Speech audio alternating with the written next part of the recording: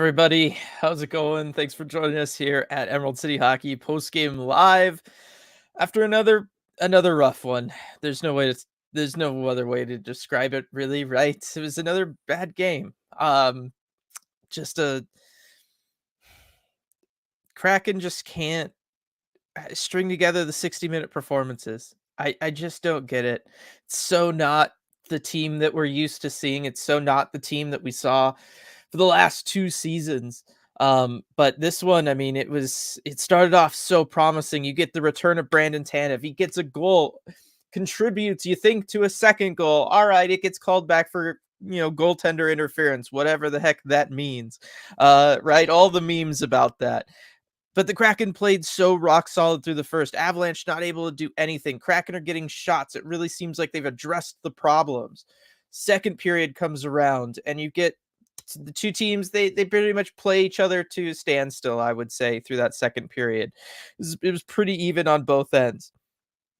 And then the Avs showed up for the third, and I don't know where the Kraken were because they weren't on the ice at Climate Pledge Arena. I know sounds terrible, but they had one shot on goal in the entire third period. A third period they entered down 2-1.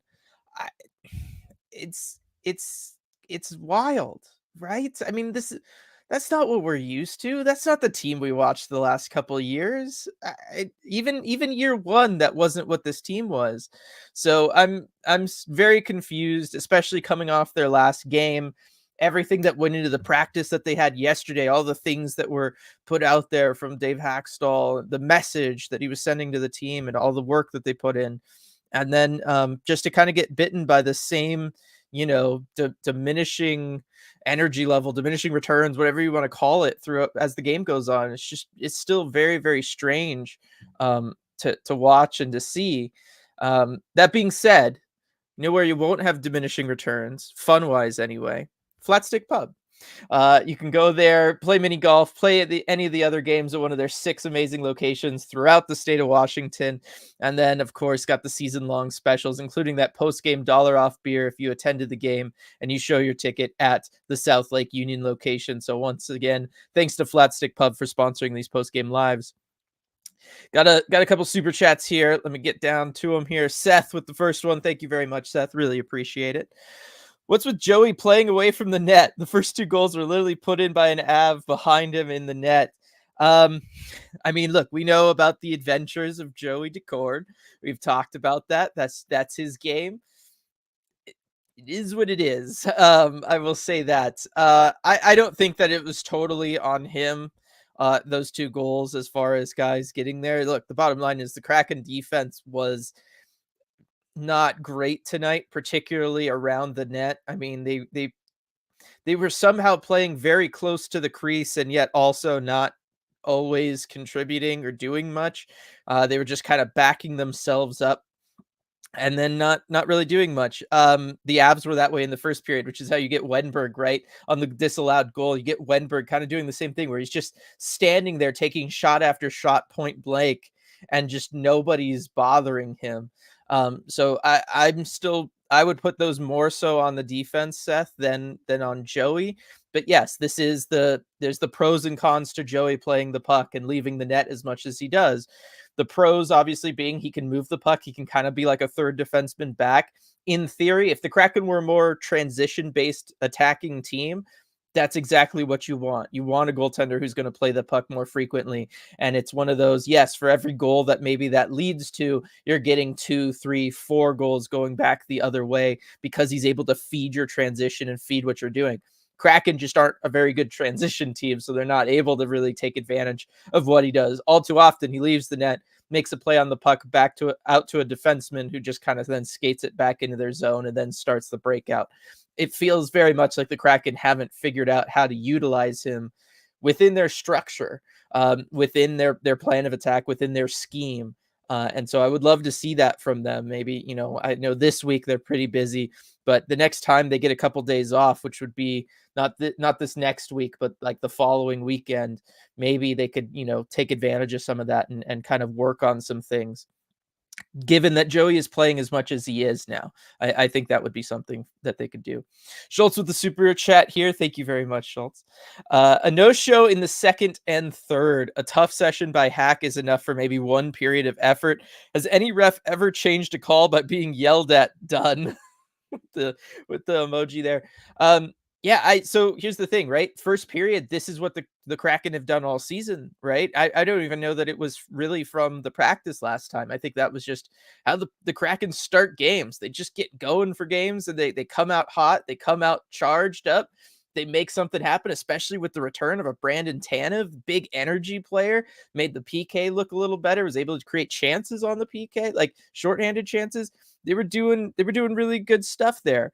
I, again, it's kind of inexplicable how fast this team can just fall off a cliff when it comes to momentum and things like that. Like I said, first period, you won that period, right? If we're scoring this like a boxing match or some sort of combat sport, right? You're scoring this first period in favor of the Kraken. Second period could probably go either way, realistically. I know the Avalanche pick up 2 goals, but the Kraken played them solid. It was really solid. That third one, I mean, you're looking at like a 10-7 scorecard. Like, it's not even close. Just unbelievable. 1 shot on goal. You enter a period down and you get 1 shot on goal. I try to stay positive. You all know this. I really do try to stay positive, but this is something that the Kraken have to figure out. As for Vince Dunn, look, we saw that we see this from him, right? He can get, when he's frustrated, the frustration can get the better of him sometimes. I'm with you. No ref enjoys being yelled at. You're never really going to help your case there. I've never seen in any sport, I'm with you, a ref, pick up a flag or do something just because the player got mad at them. I don't always believe that refs then use that for anything else. I don't think they then go against you, but it certainly doesn't help. I will say that. Seeing this in here, and I'll just want to mention this. Pablo, hey guys, sad my dad passed away. Really sorry to hear that, Pablo. Really, really, I all the condolences. Hope you're doing okay, and especially through the next couple days. That's awful, awful, awful news. Hopefully we can, be a little bit of a distraction for you in here or provide any support that you need. I know the community got your back for sure. All right, let's see here in chat. Coop, not even really angry anymore. Just a sad acceptance of what this year is going to be. We're a 1-period team. Need some of these contracts to hurry up and expire. Maybe I'm a pessimist. I don't know. Yeah, maybe like the waiting on the contracts to hurry up and expire. Maybe that's a little bit more pessimistic. But look, it's not. I don't think it's pessimistic. I don't think it's being overly negative to talk about the fact that, as we have been, this is a 1-period team. This is a team that just they can't seem to put out consistent 60-minute efforts. We talked about this last time, right? RJ and I were kind of on different sides of this about how bad that last game was. And I brought up the idea of, yes, they had that full 60-minute effort 2 games ago against the Avalanche, but that's feeling more and more like an outlier rather than what their normal is. This is very much what their normal is, where they can start a game hot, but the momentum just gets away from them, and they don't have an answer to that. They can't get it back at all. And that's something that they really are going to need to figure out. And I don't entirely know how you're supposed to do that, to be perfectly honest. At this point, I guess the obvious ways is with some sort of shakeup, I guess, right? Coaching shakeups probably not in the cards. Don't know that would really end up doing it anyway. We'll see if Ron Francis decides maybe there needs to be a trade or some sort of shakeup that way. I think we're all hoping that having Shane Wright and Ryan Winterton in the lineup would help, and I think it has. You look at, again, they had a really strong first period. Shane, some incredible defensive plays even into the third period. I thought he was really there, but with him just filling in for Belmar on the fourth line, he's not getting a ton of ice time, and he's not playing a role in which he's going to try to provide an offensive spark. That's not really what he's out there to do. That's not what they called him up to do. They called him up to be a replacement for Belmar, and he's actually doing a a better job than I think any of us probably would have thought he's doing, just given the defense, given the fact that he's winning faceoffs, he's contributing in all those ways. This one, I mean, look, did any of you all notice the Maddie line? Really? Not really. I mean, the lineup shook up with Tanev coming back into like a top 6 role right on the second line. He had some energy, but then the lines really were getting shaken up throughout this game. Hackstall was moving guys around trying to get something going, and there was just no spark anywhere. And that's the thing that's freaking me out. It's just that we're not seeing that spark.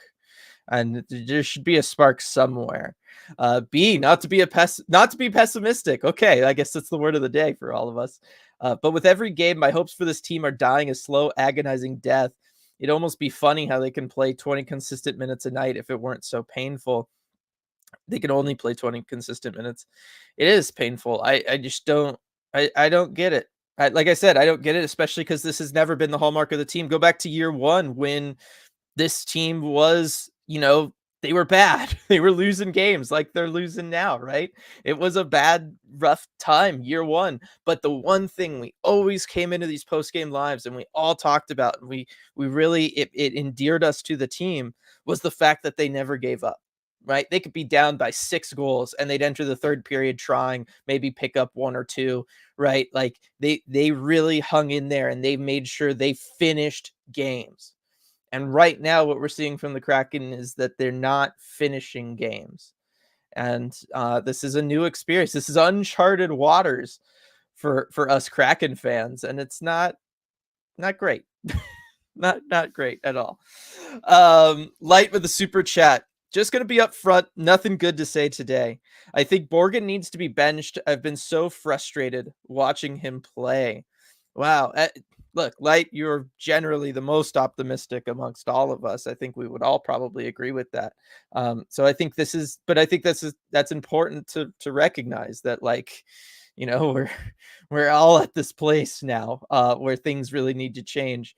As for Borgen, I mean, he's always been on that weird, like, is he a second pairing guy? Is he a third pairing guy for me? I've been pretty vocal about that.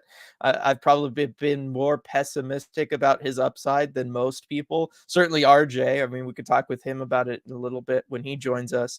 The D as a whole right now is not playing well. Like, I don't know that I would single out any one particular player when they're all really rough.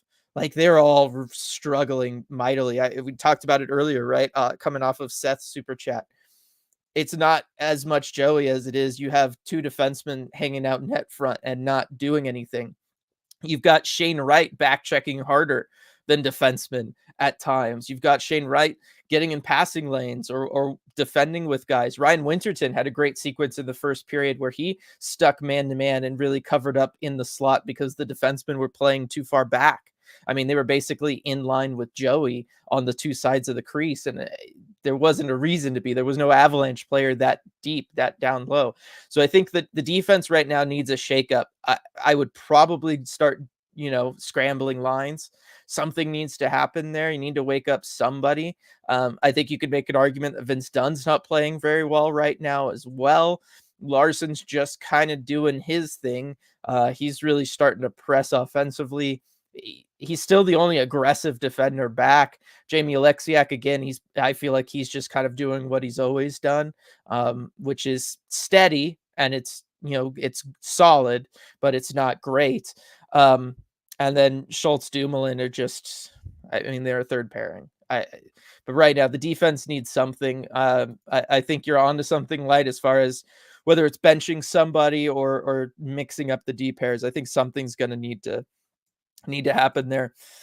Jessica, what is the role of a coach in hockey if it's not to affect attitudes, effort, and create systems? Sorry, not a fan of Hackstall. Worst record at home equals coaching. Yeah, well, that is basically it, right? You mentioned all the things that a coach is responsible for. They are responsible, and most so, especially during games, there's not a ton you can do, right? You're not going to change scheme entirely mid-game. You're not going to go out there and be like, all right, everybody, let's change how we're running the offense. That's very, very rare in hockey. But what you can do during games is as you say, motivate your guys, affect their attitudes, get them going, fire them up, right? Bench a guy if they're not, putting out the effort that you want. In this case, I don't know who he would bench because they are all lacking for effort. When you get one shot on goal in a third period of a game you're losing, I mean, that's not on just any one person that you can single out. So I'm with you. There's something there that has always been lacking. That's always been something. Hackstall's a developmental coach. He's going to make guys better through practices. He's not, the motivator on the bench or in the locker room between intermissions. We've talked about this going back to year one. Again, something needs to change. If that's the coach, then I guess the coach needs to change. I would probably think, and I know RJ would definitely say this, that we would see a personnel shakeup before that. Again, they did just re-sign Hackstall to a 3-year extension. That's 3 years in addition to this year. I don't know that they would be so quick to pull, the trigger on making a move there. They'd have to really feel solid about whoever was going to replace him. Part of the conversation with the whole Edmonton Woodcroft situation, which was it's hard to find somebody mid-season, right? And if you're the Kraken, you're trying to salvage things for mid-season, for this year, if you're making that move. And I don't know who you could go out and get. We're going to talk about it tomorrow on the deep dive, the idea of Bilesma coming up from the Firebirds. I don't know that that's the best idea. I don't know that he would be the answer, really, because I mean, he's just turned himself into the ultimate development coach. Again, being down there, watching him, speaking with him, he's really enjoying, and he's very much in that place of being somebody who can get guys ready for the NHL, who can take a Ty Cartier as an undrafted guy and put him in a spot where he can be called up for the NHL playoffs and come in and make such an impression that he's guaranteed a roster spot for the following season. That's a very much where Disco Dan is at right now, and I just don't know that he works. I don't know who's available really elsewhere. Like it's tough. It's really, really tough. But I'm also with you. Got to at some point start winning at home. You just do. Like that's kind of a thing in sports that everybody needs to have going for them is finding a way to win at home. Sean, do they need to send the young guys back down or bring more up and get a taste of what the future of the Seattle Kraken is, win or probably lose? I think you bring up an interesting point. You look at Shane Wright. I talked about kind of what he's brought to this lineup a little bit earlier. Ryan Winterton, I think, has surprised everybody as far as what he can do at the NHL level. I mean, maybe he hasn't surprised himself with the Kraken, given that they called him up, but just how comfortable he looks, right? How physical he can play and not look out of place, the effort and energy that he can bring to a fourth line. Ty Cartier did that last year, like I just talked about, right? He was that guy for that team in the playoffs. He's been that guy at times during this regular season. I don't know. You're stuck, right? If you're the Kraken and you're stuck, you made the playoffs last year. It's a playoff roster on paper. You've got too many guys making too much money to just be like, you guys are out. We're just going to bring up the young guys, let them develop this year in the NHL, and we'll get it next year. The roster's just not built for that at all. You can do that with a Shane Wright, and you can do that with a Ryan Winterton while there's injuries. But at some point, it seems like Jordan Eberle's getting close to getting back. He shed the no contact jersey today. He's going to have to be reinserted into the lineup. Tanev's healthy now. At some point, Belmar will be healthy again. There's just not the space. So unless you really punt this season, which I don't think, I mean, maybe some of the fans are kind of at that point. I don't know that I'm at that point. I certainly don't think the Kraken are at that point, given the importance that we've talked about that they're putting on, trying to win back over season ticket holders and all that kind of stuff right now. I just don't know that it would happen. I also don't know that it would be in the best interest long-term, Sean, either for the kids.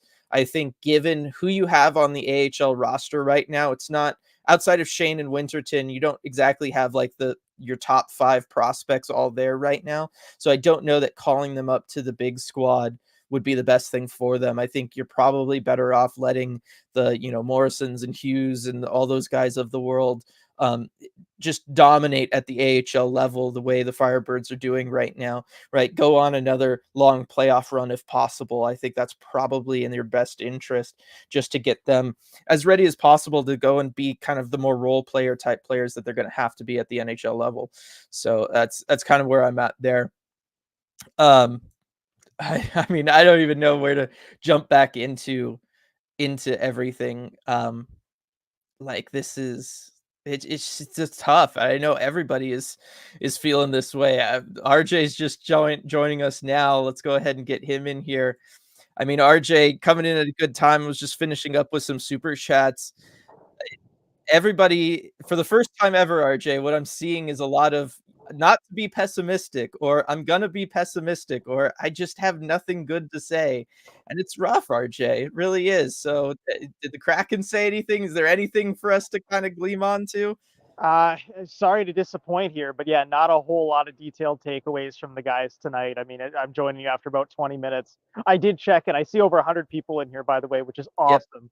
Thank you, everyone, for joining us. I'll start off by saying that.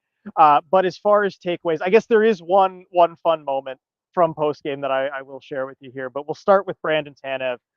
Just talked about how he felt like they hung the goalie out to dry. They just, Joey Decord made a bunch of great saves. They didn't do enough for him, and just the effort was unacceptable. Not too much from Tanev there. The fun part, though, Joey Decord got a couple questions on the game, and of course, just like, yeah, it didn't go well. I did manage to get a smile out of him, though. I asked him how it felt to hear the Joey chants in the building Mhm. after he heard them so much in Coachella Valley last year, to hear him now in the NHL. And he smiled. He said, that was pretty cool. He did take a second to really enjoy that, I think. And so, it's always great to hear the support from the fans, and I just wish we could have given them a better result. You could tell that, you kind of felt it bad they didn't get the win for him after the great support from the fans here. But the Joey chant was awesome. I mean, it's what we Yeah. remember from the Firebirds games, and just good to see that. Uh, as for Dave Haxtell, not a whole lot of really dissecting this game from Haxtell, not a whole lot of pointing things inward.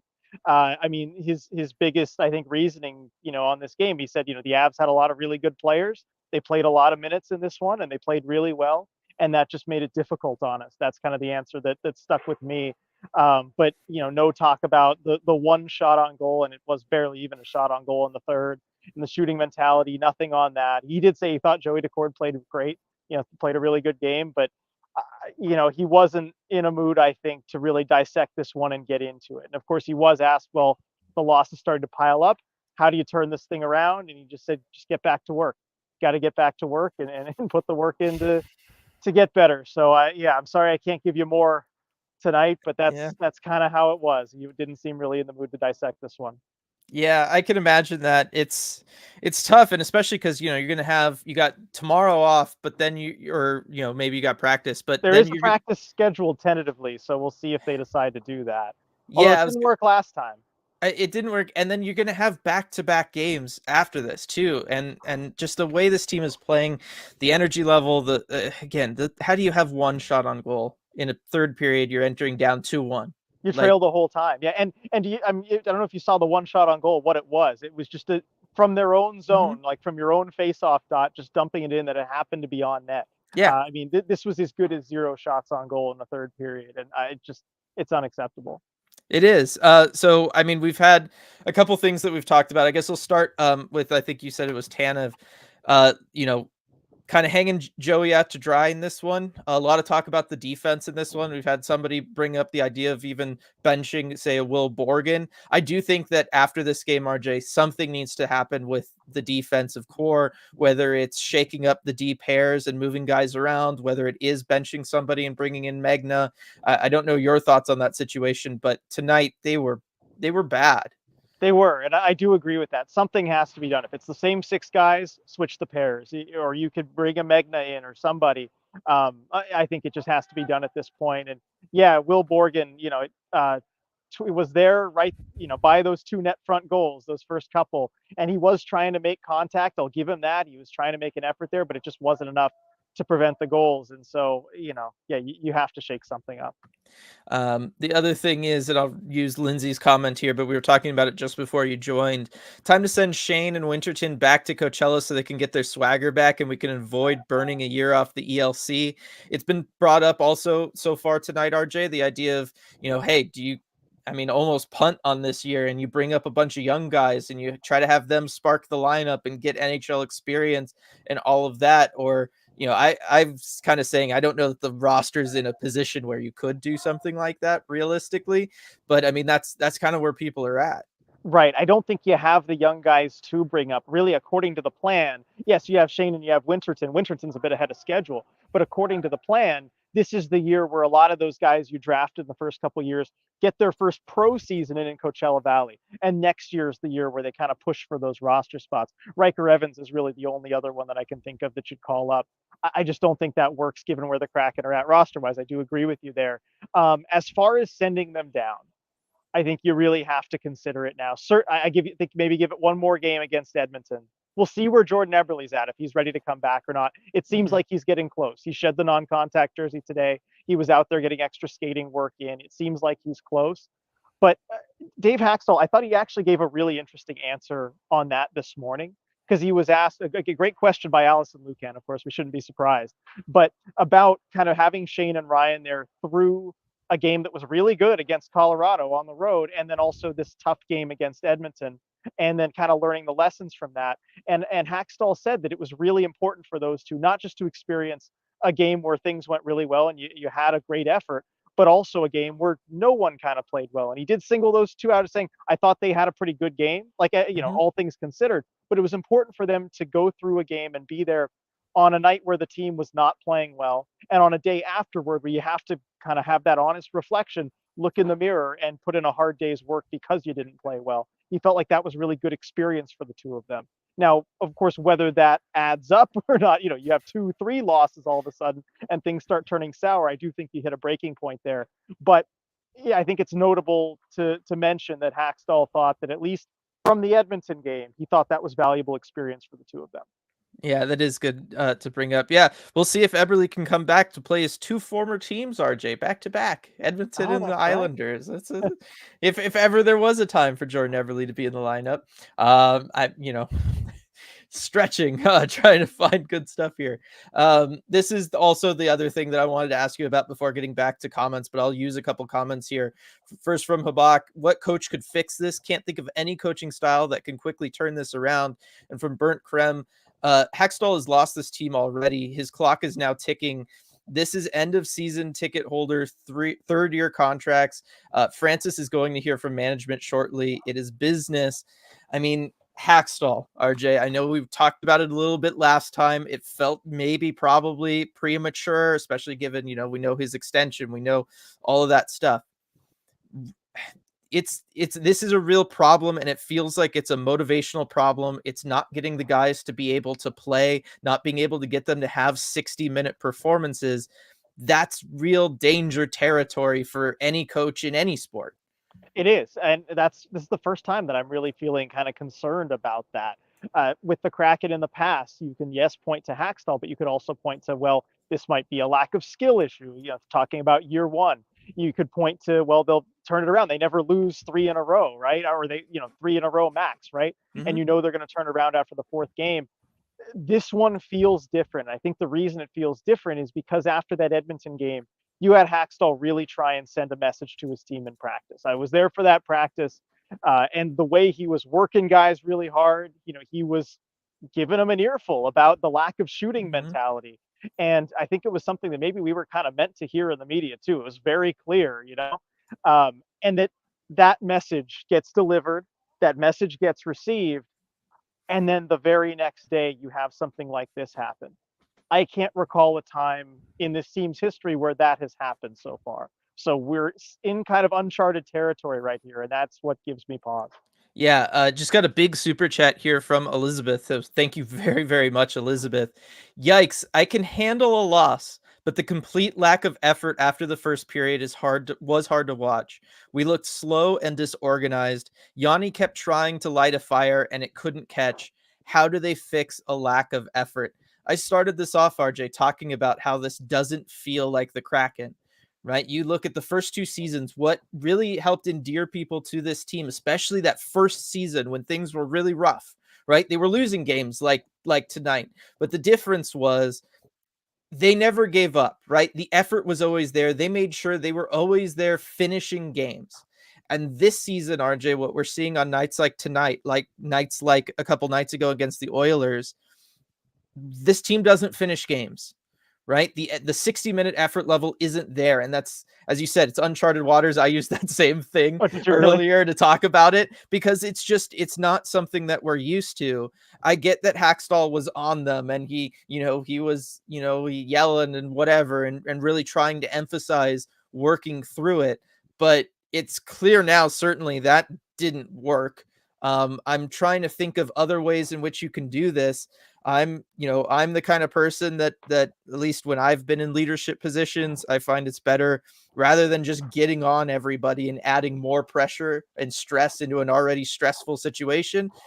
Just talk to him frank and just be like, look, this isn't going to work. We all know this can't work. If we continue like this, we're not going to the playoffs. And my job's on the line. A bunch of your guys' jobs are on the line, right? This core could not exist anymore.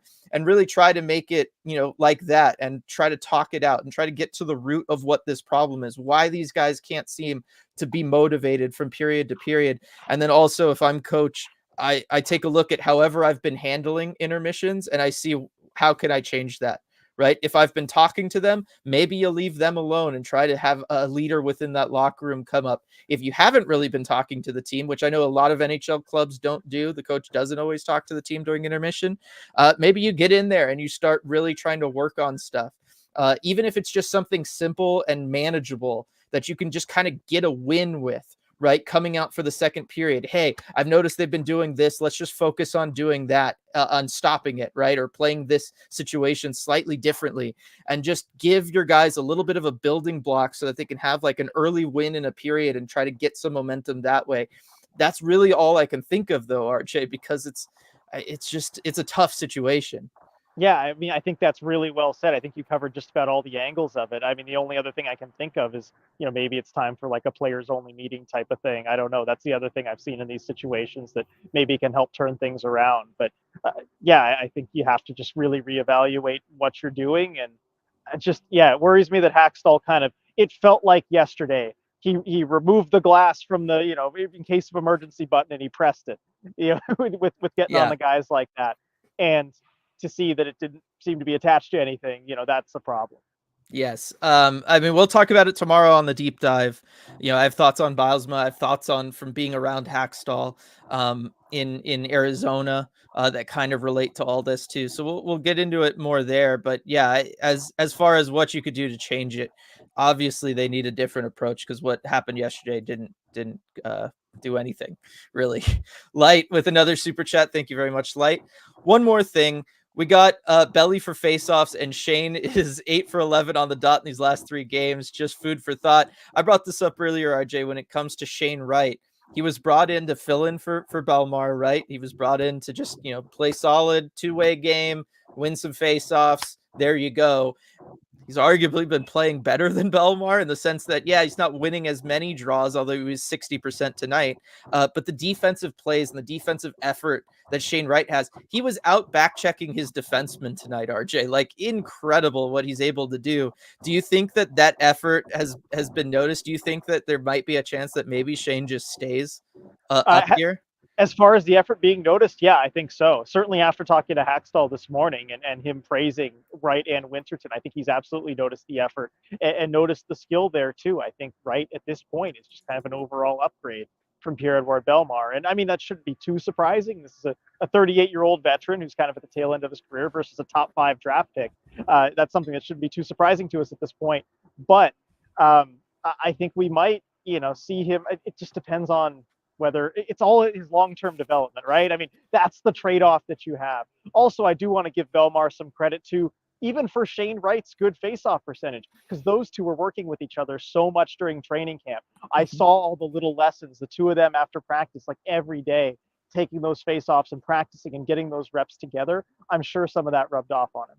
Oh, I'm sure it has too. It's always been something Shane has taken very seriously. Remember interviews from his draft year where it's like, "What are you working on?" And he's like, "Face-offs." Like he's all excited about stuff like that. Like that's just who he is. So I am glad to hear that, and I do think that yeah helped him out some. Duthin with the super chat here. Thank you very much. Not what I wanted to see, but I'm glad y'all are here to share the suffering. Do any Kraken want out slash to be traded to a different team? I mean, I don't believe anybody said anything, RJ. No, didn't get anything on that tonight. And yeah, to my knowledge, no, nobody wants out. I think it's a great place to play and live, and a down stretch here isn't going to necessarily change that. But of course, if this continues over to the trade deadline, then you're on Ron Francis's end, having to look and make some tough decisions. Yeah, I think given this group, my guess is they all seem like a kind of group that would want to figure it out and try to break through together.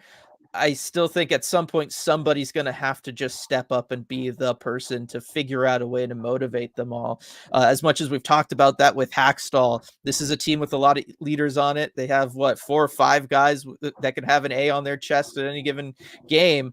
You need to somebody's got to figure out how to get this team going somewhere in there. I mean, maybe it's Ron Francis. Do you think Ron Francis comes in and starts talking to him, RJ?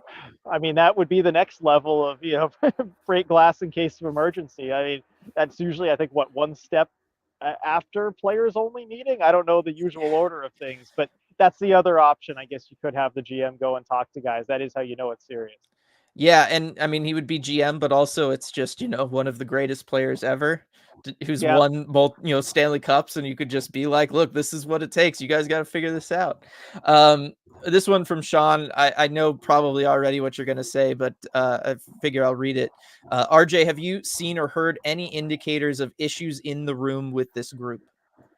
no, I haven't. And I mean that. Like if I had heard something or seen like some discord or whatever, I would try and kind of gently allude to it, and of course maybe not give details I couldn't give. But no, I really haven't. I mean, it's obviously the guys look down after losses. They look tired of losing, but that's a healthy reaction to losing hockey games. But no, there doesn't seem to be anything beyond that. And again, I've seen this team, been around the team for since Mhm. year one, and I still haven't seen anything where it's boiled over like that. Yeah. Zoe, would naming a captain help at all? And then there was another one. Habak, it feels like the players are waiting for another player to light a fire and turn the vibes. We either need to name a captain or get a big name moved on. I mean, again, We we just talked about it. Somebody needs to step up. And I got to think if in right now in this situation, somebody stepped up and turned things around, they would be named captain, right? Like, Yeah, maybe. Although again, I thought about this a little bit more because we talked about we had the captain conversation last post game. Do they need to name a yeah. captain? And just I think this group in the locker room has a certain leadership dynamic, and it's kind of leadership by committee, right? And I think we're agreed that somebody needs to step up and be like, all right, guys, let's go. Got to Mhm. turn this thing around. Let's give some effort here. I don't think that slapping a C on someone's chest is going to turn them into that guy. I Right. can't think of anyone in the locker room who doing that and naming them captain is going to magically turn him into that guy. I just don't see it. Yeah. I'm with you. I don't think it would happen that way either. I mean, if there was somebody in there who really like not to say like nobody deserves it in that room, but if there was somebody who really like deserved it, they would have been doing that by now, right? Yeah. Like I'm with you. It doesn't just magically give you that ability to get everybody going. Burnt Creme, the amount of money I pay for season tickets to watch losing hockey at home is not acceptable. This has been another thing that's been brought up multiple times in this chat, RJ. The home record, right? Year one, the record everywhere was bad. Last year, the home record was bad. This year, I guess the home record is worse, though the overall record's not great either. That is a problem that the Kraken are gonna need to figure out, especially as they are worried, kind of about those the 3-year season ticket plans ending this year. If you can't win at home, it will be hard in the long run to kind of keep people coming in. It will. And I mean, this is something that I think is hovering over everybody's heads right now, whether anyone wants to acknowledge it or not, is these 3-year season ticket plans expiring and some disgruntled fans. And I think reasonably so, given you've got 2 wins at home over your first 16 games. And you've seen a couple efforts like the one against Edmonton and then the one tonight against Colorado. And I think Hackstall knows it too, because yesterday at practice, that one of the things he mentioned, by himself, I think unprompted, kind of brought it up in his answers to separate questions twice, was the consistency at home. The consistency at home. We need the consistency at home. And so I thought that was interesting, pointing out at home that they need that. And so I even asked him too, what is it about being at home specifically that might kind of cause those problems of consistency? And I mean, he kind of skirted around with the answer, didn't really give me. But look, I think we've been asking ourselves this question. We've asked the Yeah. players this question dating back to last year too, because they were so good on the road, and nobody really has a good answer. Like, everyone's kind of baffled by this, just as baffled as you and I are, or as anybody watching this is. I don't know why, but I think everyone just realized this fact is it needs to change. I still think the effort level, the 60-minute problem is a bigger problem to be addressed for this team right now. But I do think, just to kind of go back to like the answer we talked about with Elizabeth's super chat, which again, thank you, Elizabeth, for that Yeah, thank you. super chat, and thank everybody for the super chats tonight. It's been really, really awesome, especially after a game like this. Just to have all of your support via those is truly incredible. It speaks volumes about this community. But this is where I would, if I'm management, if I'm the coach, if I'm anybody, I'm going to the players and I'm having a meeting with the whole team and I'm saying, what do we have to change to help us win at home? Right? Something is not working, whether it's when guys show up, how morning skates are done. Like, do you need to go back to having morning skates at Climate Pledge? Right? Like, but something needs to happen. And I would really try to incorporate the team. I wouldn't just blanketly decide something. I would communicate and I would brainstorm with everybody in the room and I would really talk to them. What is it about being here that causes us to have this issue? Is it something from, the night before and where everybody's staying? Should they be staying at hotel rooms the night before games, even if they're in Seattle? Like, what is it that needs to happen here? But that is another example of a time where I think this team is at the point where go ahead and bring in the players and really have talks about this, have open dialogues and try to figure out a way to address these issues, because they need to. It's the bottom line. They need to figure out something for any of these issues, really, is what we're kind of coming around to. And RJ, so many of these issues were just not things, right, going into this season that we thought we're going to have to talk about, and yet here we are.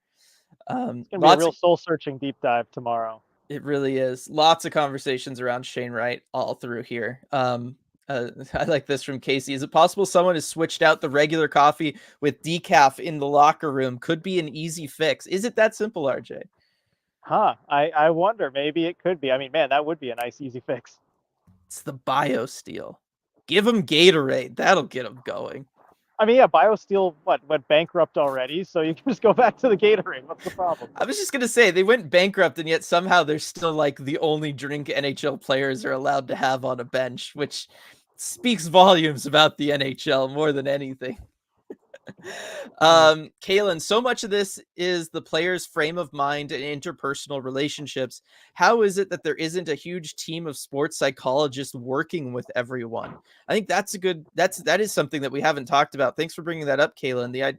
I don't know if the Kraken have somebody like on staff, but yeah, I think at some point you would maybe want to bring somebody in, whether it's specifically a psychologist or somebody, but outside help isn't always a bad thing.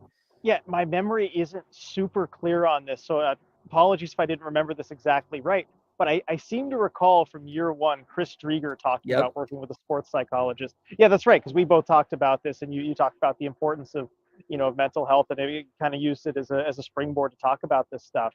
But I believe that was independent. I believe that was not somebody affiliated with the team, if I recall correctly. Yep. I'm not aware of anybody on the team, in that department, but doesn't mean that it wouldn't be there. We haven't asked about it. Yeah. Here's something that we haven't talked about. Oh my gosh. We're back around to Daniel Sprong, RJ. That's where the chat's at. Oh boy. I know. Well, it's a fair question to be asked now, right? Like it's I mean, is it the predictable question? Should we have kept Daniel Sprong? Is that it's like Coop kicked this off, right? So this team has signed a whole bunch of defensively responsible, limited offensive upside guys, and I don't think that it's super working. What if we just tried signing an all offense guy? And Beep Boop brought up we had an offense guy, remember Sprong, and Striatic saying, yeah, sign a guy like Daniel Sprong. It does feel like the whole, hey, let's just be responsible, have, your 4 centers or 5 centers really be a combination of guys like Matty Beniers, Shane Wright, Belmar, Yanni Gordon, Alexander Wenberg.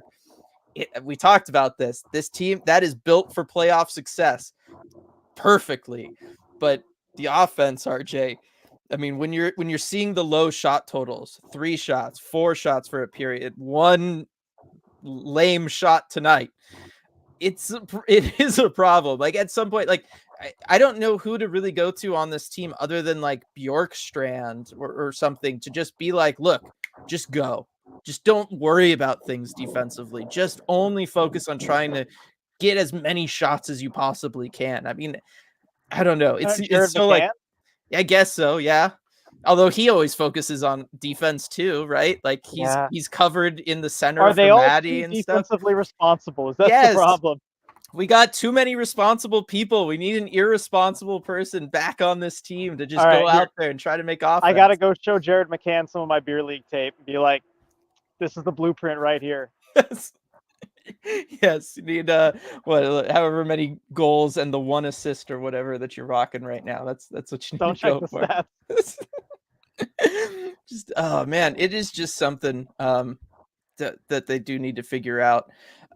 Let's see. Viren, I was sort of hoping we'd see Belmar as basically a pure face-off tutor this year, in the lovely optimistic summertime. I mean, it does sound like that has happened. Look, the Kraken Yeah. are winning face-offs a lot more. I mean, that's been part of their problem is that they're winning face-offs too much, I think. But it has worked. Like he has done that part of the job for sure. Let's see. Striatic. I've heard some people asking if the Kraken locker room is too much of a country club. Oof. Hmm. I mean, as in they're golfing too much? It's Yeah, like they do golf, but they do that's golf. even the best teams golf quite a bit. I know. I mean, there's just all sorts of stuff. Ricky Francis needs to move someone, a veteran, off the roster. I mean, I think we are to that point. That'll probably be a good deep dive for tomorrow. RJ is just, would you do something like that? Are we kind of at that point? Because I do think, as much as we've talked about Hackstall, we've talked about things like that. The real solution mid-year for this club, if you were to take action as management, as the front office, would be a trade at this point, right? It's not going to be a coach firing. There's limited options you could go and get it mid-season. It would be to move somebody and try to have that wake up the core, right? Yeah, I mean, there's 3 options usually when you're in a situation like this: a trade, a coach firing, or a call up. They just did a call up, and the results have been pretty good, but not good enough. These guys aren't going to save the team. The coach firing, I think, is not in the cards right now. You just extended the guy in the offseason. It's got to get way worse for that. That just leaves a trade. And maybe the way that this team is kind of lined up right now, maybe that's something that makes sense. Not a major deal, I don't think, but just something minor to, I don't know, kind of warn everyone, let them know what's up, and maybe the new guy comes in, gives you a spark if you bring somebody in. Yeah. Fusion mix. I think there's a vibes guy who Toronto might want to be unloading. We've talked about him before. Wouldn't be the worst thing in the world, RJ. It would be the worst thing in the world. It would. Do not do that. Let's see. Harvey, even with the lower taxes and beautiful scenery, we aren't going to be a big free agent destination this offseason. Big bummer. I don't know. I think they could be, right? Like guys have talked about that. All the free agents that they have signed or deals and trades that they've made. We do know from those players, they had a positive idea of the Kraken before they were moved. Right. So it does feel like the Kraken have, a positive reputation around the league. Now, if they really struggle this year, right, that's still first and foremost for all free agents. Do you want to go to a playoff team or a team that wasn't in the playoffs? Most of the time, you want to try to go to the best team you can. But I don't know that we're quite there yet. No, we're not. I mean, Seattle is an attractive destination, top-notch facilities, great place to live. Unless they're an absolute basement team where it's clear, okay, they're not ready to contend right now. Yeah. They're going to be a big free agent destination. I think they absolutely have that potential in pretty much any year. Yeah, Striatic. Maybe the problem is that there are no issues in the locker room. Sometimes having issues can be dysfunctional, but conflict can also be constructive. I mean, It's rough we have when heard we're in mid. stories of I some of was the just. best teams that have conflict on them. It's very, very true. It's kind of crazy that we're in mid-November and we're talking about the locker room needs to be more dysfunctional so that they can rally and join together around something. Yeah, no, I mean, like the biggest arguments I've really seen have just been over Mario Kart or, the merits of Subway or various things like that. It's yeah, the guys I don't argue don't. with each other. Although I don't want to recommend that as a solution. Like, No. it sounds I, crazy. it does though. I mean, you know what? Like Hackstall should have benched Schwartz for this game, right? Goes on an epic tear and then you bench a guy, right? Even if they're all gonna hate you, you just need them all on some page and be motivated. I don't know. Oh We're at this man. point now. Where are we going to be for the podcast tomorrow? No. I mean, just yeah. Oh yeah, yeah, yeah, yeah. Fusion Mix Hex isn't getting fired this year. That being said, everyone is saying Woodcroft Baalsma as though Daryl Sutter, who turned around another abominable Pacific team, isn't available. No, just No, no, no, no, no, no, no, no, no. no, no. Oh man, no, no, no. Uh, Elizabeth, yeah, I'm dropping my tickets more because they're crazy overpriced. Vegas ticks in the same area are 10,000 less, and also because I can't resell them for what I pay. And that's again, right? That's a direct result of the team not always winning at home. If you get a reputation for not winning at home, it's kind of hard to spend top dollar to go watch the team at home. Yeah, and for a lot of season ticket holders, it's just simple economics. Like they see Hmm. tickets on the resale market where you could pretty much go to every game and with Yeah. similar seats for cheaper. I mean, that's unfortunately the point of where we're at. Yeah, I definitely don't think you're alone in that, I heard Elizabeth. lower bowl. I heard today there were lower bowl seats available kind of toward game time for about 50 something dollars. That's some of the cheapest I've seen. That's you're And there approaching were a fair amount of empty seats tonight, I will say. you're approaching Ducks territory with that kind of stuff. I mean, that's the Ducks would sell that over the off season at that price, not like day Yeah, of, yeah. but like, wow, that is rough. I could definitely see why the team is worried about this. Just yeah. Maybe the road teams are too comfortable. Microwave fish in the visitor locker room from Striatic. You could do that. All sorts of strategies in that realm. Yeah. Oh yeah, there's lots of things. I mean, maybe they just need like a flower RJ to come in and just have all the guys pranking each other all the time, right? Loosen That's true. I things don't up. usually see pranks, so maybe that's something they could do more of. I mean, there's not a lot of prankers left in the NHL actually, It's a unfortunately. dying art. It really It is. is. Like the hip check. Yep.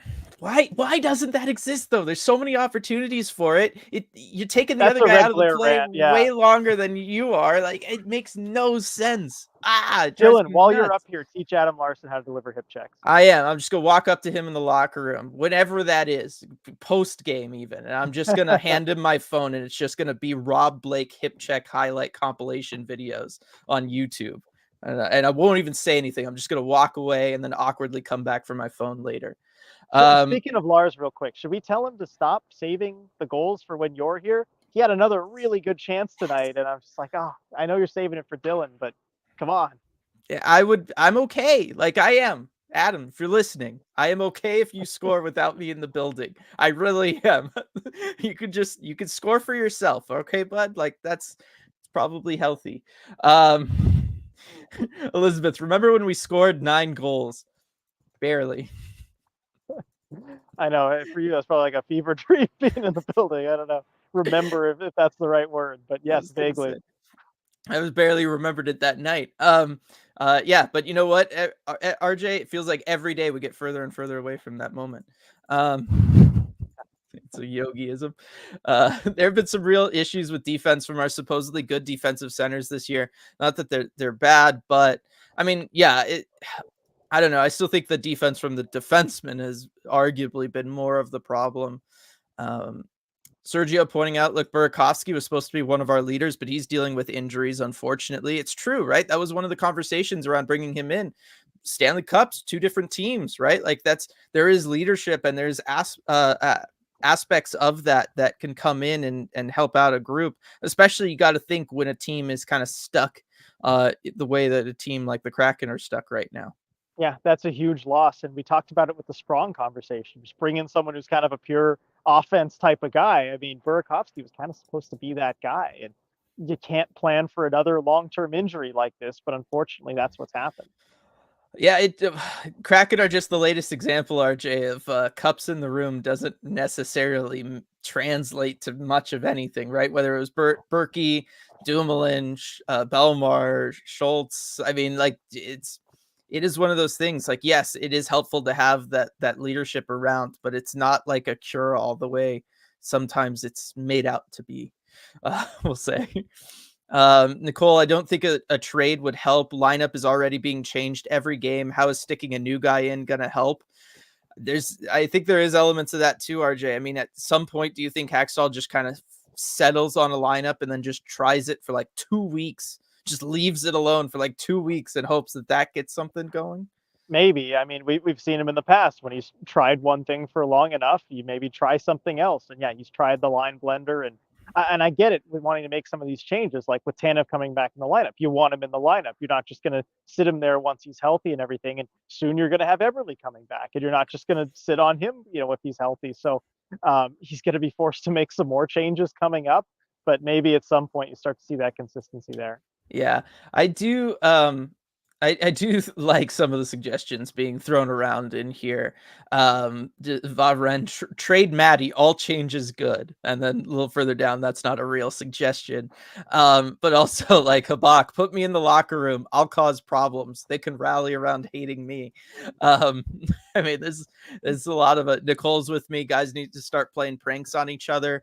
I just think something, right? Like, I do think that certainly at this point, any team in the situation that the Kraken find themselves in right now is going to be stressed out. They're dealing with stuff, right? They're feeling the pressure. And certainly if the conversations around the building have been very much focused on the business side of things, I don't know how much of that really trickles down into the locker room and to the players. But I got to imagine that they've heard it once or twice, just being around everybody. And that's certainly as an athlete, like not something you want creeping in at all. No, Like, and to the players, I don't think it's really creeped in that much. I think certainly to Hackstall, I think he hears that kind of stuff, but I think he's pretty good at keeping that away from the players. right. But even that, like, I don't know that I would want my coach focused on worrying about that. Right. Like, Yeah, the play at home, when the season ticket holders are there. Yeah, no, I get it. yeah. Yeah. It's one of those, like, what? Oh, do you think he's the coach who didn't know that? Yeah, I mean, he strikes me as someone who's pretty good at compartmentalizing those things, but I still. agree. I agree. Let's see here. We should all just coach the team. Yeah, what if everybody just takes a different night, RJ? That could be fun. Yeah, Uh, rotated coaching duties with the ECH community. That's fun. yeah. All right, RJ. Coop's got it. I think I figured it out. Sign Phil Kessel. He's out there. The legend is out there. Talk about a player, right? Who's only going to focus on offense. Yep. Yeah, and although we'd have to have hot dogs in the press bridge every single game, I don't know if I'm ready to deal with that. Take one for the team. Eat right the rest of the time and your cholesterol will be okay, RJ. Okay. Remember, healthy ratio is more important than like the overall number. That's what you need to focus on there. Hack should rent the team a bouncy castle. All right, Stratic, I'm on board with that because bounce houses are incredible. They never get old. Yeah, no, absolutely the way to go. I wrote an entire paper in college about the magic of the bounce house, and it did very, very well. Got published, actually. Really? Yeah. All right. I'm just saying it did. About it. I'm not gonna get into all of that right now. But bounce houses are really great. They're good as an adult too. I think that's possible. And you know what? In that locker room, they could probably fit one. Oh yeah, in that room, yeah, you could. Yeah. I don't know, height wise, that might be tricky. Tell Alexiak not to bounce too high. Yeah, that's the one you have to worry about. Brooke saying team should do an escape room. See, this is it. We should have just done this the entire hour, everybody, is just figure out ways of getting the team to loosen up a little. I love this. It's helping us loosen up a little, just thinking of the ideas. It's very true. It's very true. Daniel pointing out the team didn't go on a team bonding trip this year like they did last year. Why didn't we do this? I thought they did do a Did team. Did they? they do a team bonding thing early this year? I'm I don't looking know. at the guy behind the camera here to see if he remembers. Yeah, early in the year. Yeah, we seem to Okay. remember they did do a team bonding trip. Yeah, Okay. Well, whatever they did, don't do it again next year. Uh, I think it was Zoe, golf. yes. Zoe saying we did curling as a work activity. I think the boys would have fun with that. I've always wanted to do that. You know that, RJ. Oh yeah. We got to do that. Bach haunted house time. Well, last month was probably the month for a haunted house, a little more so than this. I got a suggestion, RJ, because I think you said they did golf, right? Is that what I Yeah. heard there?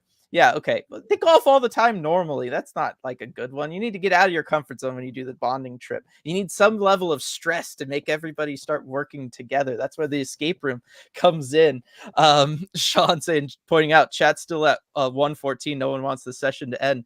Awesome. Extremely consistent tonight. Thanks everybody. Elizabeth Yeah. suggesting an ECH curling outing. I would definitely be down for that. Do they do that at KCI? They do have curling at KCI, yes. And I All know right. around Halloween they did pumpkin curling too.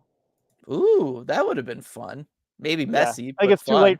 too late for that now, but yeah, I think they do have curling there. I don't know. I got some mushy pumpkins It is sitting so much harder downstairs. than it looks. Like Curling or pumpkin curling? I mean, I assume, I guess both, Both. but curling is the one I can speak to, because they had like on the day that they opened KCI, they had where you could try the different activities and everything, and curling was one of them. So I just tried it. It's so difficult. Really? Yeah, much Mm. harder than it looks. Is it heavier than it looks, the stone? Yeah, I think. Well, I mean, it looks pretty heavy. It does I look don't know. heavy. I Yeah, always assumed it's it was just pretty heavy. heavy. All right, let's see here real quick. The people are pointing all sorts of stuff out. Jessica, pottery, it's zen and wholesome. That would be great. And then they could auction off whatever they make for charity. Like you could really do like a whole thing around something like that. Rayanne suggesting axe throwing. That would be good too. Lonnie with the super chat. Thank you very much, Lonnie. That game was another negative. Can RJ and Dylan give me 2 positives? All right. Well, besides how awesome this chat has turned into, Yeah, I mean, considering the game being negative, um, we could each give one, RJ. What would be a positive tonight? And I'm going to say we can't just say Joey Decord. oh, okay. Well, I was going there. Um, let's see. Because Joey was I good, could go but first if you also need me to. like the fans love him. Like the Joey chants, like that was so wholesome and nice. And you could tell that he loves that too. That like that they, Hmm. this is the first night we really got that. I think that was Yeah. really cool. So I'll let you go now while I think of something else. Okay. I'm going to say Shane Wright just because I felt like this was the game that was like the ultimate Shane Wright game. He won 60% of his draws. He comes back. He saves a goal completely. Like I think that shot's going in if he doesn't get his stick on it. But you just saw the defensive attention to detail and all of that stuff that he brings. Oh my gosh, I just thought of probably a better one though. Should I go for it? Go ahead. Go ahead. All right. Having Brandon Tanev back for the PK and just the movement that he brings. Sorry, did I just steal that from you? Or are you It's like me? We okay. should have thought of that right away, right? I'll find another one. Yeah. Uh, Watching him on the PK, I could have sat here all night just breaking down like the 2 PKs that were really good and strong from him. But even if you watch like when with the waved off goal for Wenberg, right? How that whole situation develops is just because Brandon Tanev is pressuring the guy at the point and he pressures him into making a horrible pass right to Wenberg. And then the next thing you know, it's a 2-on-1 going back the other way or 2-on-0. And that's all because Brandon Tanev just moves around later on in the third period. I forget which penalty, but I remember there was a minute 36 left on the penalty. Yeah, I was trying to keep track of it so I could maybe make a video. But Brandon Tanev is moving around and he's jumping from passing lane to passing lane, right? He's completely isolated the puck carrier who was playing back. It wasn't Makar, it was someone else, but up playing at the point. And he completely isolated them off on an island just because of how he was moving from the passing lanes, given where the guy was working. And look, it takes a ton of effort to keep up that level of movement and energy and all of that stuff. So all the credit in the world to Brandon Tanev for doing that. But that's exactly what this power play was missing. I mean, the penalty kill. Yeah, I know. I'm going to add one more Tanev moment, though, because I don't think the broadcast captured it very well. But there was a play where I think it was Vince Dunn. Somebody sent the puck down. It was an attempted stretch pass, but it was kind of way off the mark. And so it was going to go down for icing. and Tanev Mhm. is at the blue line, and the puck's maybe, you know, 10, 12 feet away from him. It's like well out of his reach, but he just dives along the blue line to get a piece of that puck so that it's deflected and it's not icing before going to the bench. Like, you could tell that Turbo was just so excited to be back on the ice. He was giving like 110% effort plays that nobody else would do under normal circumstances. Mhm. So that's just great to see. I guess the other positive I'll give is, I mean, the Kraken had a really good start tonight. And that was kind of the first thing that it might be frustrating to hear this for some of you, that Dave Haxtell pointed out, that this game was different than the Edmonton game and that the Kraken started really strong. Mhm. And that was something they clearly wanted to address after the Edmonton game, going down 4-0 in the first period. And I thought they came out with the right kind of energy, the right kind of hustle tonight throughout the entire first period. I know we've Yeah, seen that from them a lot before it falls apart again, but it's something maybe we shouldn't take for granted given the poor starts that they've had in the past, couple of years. definitely. Randall, why don't they go to Flat Stick Pub? You're beating me to it, Randall. I'm holding on to that one for a reason. Um, Fusion make mandatory practice, but when they get to the locker room, the equipment manager comes in with a giant crate of puppies. I mean, we saw Oh, what Davy Jones was able to do for that group, or season one. RJ, maybe it's you need not a another bad. team dog. Yeah, definitely. I That's the it's not. trade acquisition right there.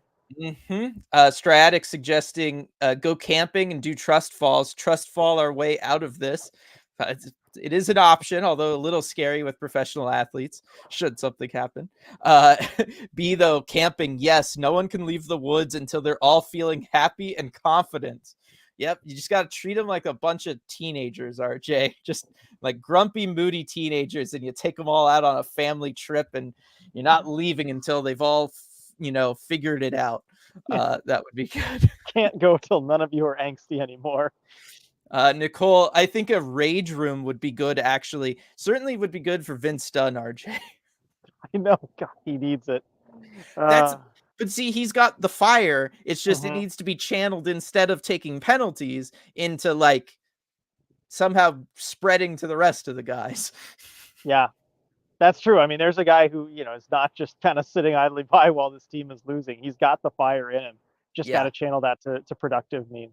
Yeah, Jessica asking what's a rage room? It's a room where you go in and you get to just break stuff, let it all out, just go off on things.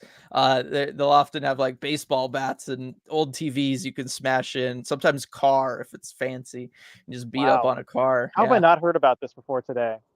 I, I need to mm, invest in this concept. That sounds it's like it'd be a popular thing. well, it has been for a couple of years now. Okay, well, maybe Uh, I'm too late. yeah, so they went up like kind of right after escape rooms. It's like the exact opposite of an escape room, right? You're paying to be trapped in a room just to break stuff instead of try to smart your way out. B suggesting laser tag. I was thinking about laser tag the other day. RJ, remember how fun that used to be back in the day? What happened to laser tag? That was so fun. I had my birthday party at a laser tag place a couple times. Yeah, it Hmm. was great. I don't know what happened. Yeah, laser tag needs to come back in a big way. Everybody, that's what we need to do as a society. Really. Um, Brooke, the laser dome is lit. Laying on the floor and watching laser dinosaurs dance to gorillas is so fun. That does sound really fun. Hit me up and tell me where that is for when I travel up to Seattle in a couple days. Just So many cause. fun ideas for Yeah. activities. Yeah, if I'm a little late to a game, everybody will know why. Uh, Fusion makes the social media team could get such good content out of Adam Larson holding 3 cats at a cat cafe. Yeah. Okay, Yeah. did you see the Adam Larson like big cat highlight video that they played today? And Dylan, I'm so sorry I missed I it. Sound of didn't. Hockey got it. Go look at the Sound of Hockey. I mean, you don't have to do it right now because it's like a minute and a half long. But it was just like videos of him, and then they just like flash pictures of like wild cats and lions and stuff. It's awesome.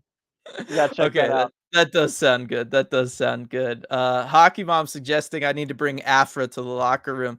It's possible. Look, she met all those prospects and they are crushing it, right? I mean, I think there is a direct correlation between like Winterton being ahead of schedule and him meeting Afra. You look at Rykhoff in the OHL, RJ, right? He met Afra. It's I think it's right everybody that there, met Afra is doing really well. except for Jagger Furcus. But I mean, he's just think putting of up what he numbers. would. I was just gonna say he's the one who didn't meet Afro. Imagine if he did. Yeah, that's true. I think he scored 3 goals a game in the dub. That's very true. Not far off Uh, from his numbers actually, but yes. Um, All right, everybody. Thanks so much for joining us for this one. And now I think we could finally talk about it. RJ, what the Kraken really need to do. And I don't know, maybe this doesn't work, RJ. Maybe if they went to the South Lake Union location to Flatstick Pub before a game, right? You leave morning skate, you shower, you go to Flatstick. Do you think they would get that pregame 50% off games, RJ? I mean, I don't know. I would like to think they would. Flatstick is very much a friend of the Seattle Kraken. I bet I could talk him into giving him that deal. I think so too. But of course, everybody, whether the Kraken there or not, we can all make sure we go to have fun at Flatstick, any of their 6 locations around Washington, but especially at that South Lake Union location where you could get 50% off games before the game and $1 off beer afterwards if you show your Kraken ticket.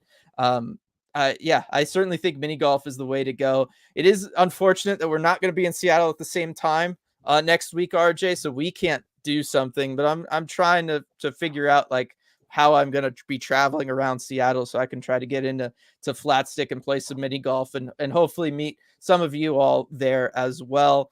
Don't forget, everybody. Oh, I should have been talking about this the whole time. Next Kraken game, we're going to be live for live game commentary over at Patreon. Link in the description below, where all of our Terror of the Deep tier patrons get to join us for that one. It's the rematch against the Oilers.